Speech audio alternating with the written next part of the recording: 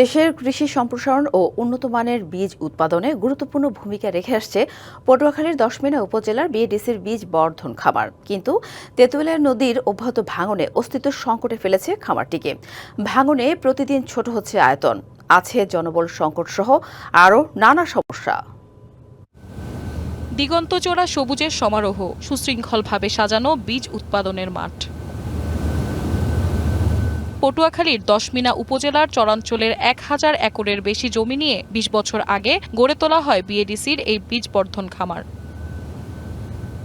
এখানেই উৎপাদিত হচ্ছে ধানসহ বিভিন্ন ফসলের ভিত্তি ও প্রত্যায়িত বীজ। চলে নতুন জাত উদ্ভাবনের গবেষণাও।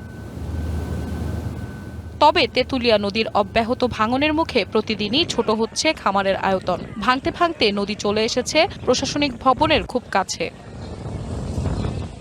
দ্রুত ভাঙন রোধে ব্যবস্থা না নিলে চলতি বর্ষাতেই দক্ষিণাঞ্চলের কৃষি উন্নয়নে গুরুত্বপূর্ণ ভূমিকা রাখা এই খামার বিলীন হবে নদীগর্ভে, এমন আশঙ্কা সংশ্লিষ্টদের।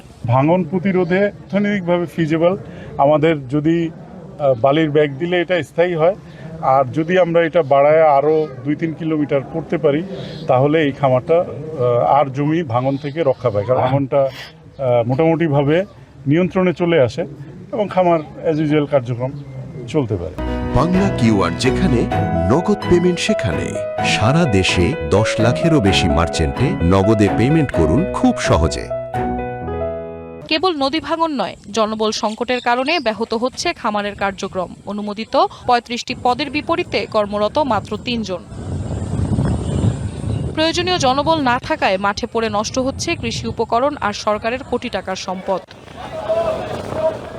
এ অবস্থার মাঝেই খামারটি পরিদর্শন করে ভাঙন রোধে ব্যবস্থা নেওয়ার পাশাপাশি প্রয়োজনীয় জনবল নিয়োগের আশ্বাস দিয়েছেন প্রবাসী কল্যাণ ও বৈদেশিক কর্মসংস্থান প্রতিমন্ত্রী নুরুল হক নূর। এখানে যদি জনবল দেওয়া হয় এবং এখানে যদি ভাঙন প্রোটেকশন নেওয়া হয় এবং এইটার পাশাপাশি যদি তরের কিছু জমিকে কানেক্টেড করে সরকারের যে চিন্তা ভাবনা যে আপনার বিশেষ করে অল্প সময়ের মধ্যে যেসব ফসলের উৎপাদন ভালো হয়, দ্রুত বর্ধনশীল, সেক্ষেত্রে এই খামারটিকে তো একটি মডেল হিসেবে এটার ধারাবাহিকতা অব্যাহত রাখা যায়, তাতে এই অঞ্চল না শুধু সারা বাংলাদেশের মানুষই এটার দ্বারা উপকৃত হবে। কৃষি বাঁচলে বাঁচবে দেশ, তাই খামারটি রক্ষায় সরকার দ্রুত পদক্ষেপ নেবে, এমন প্রত্যাশাই সবার। DBC news desk.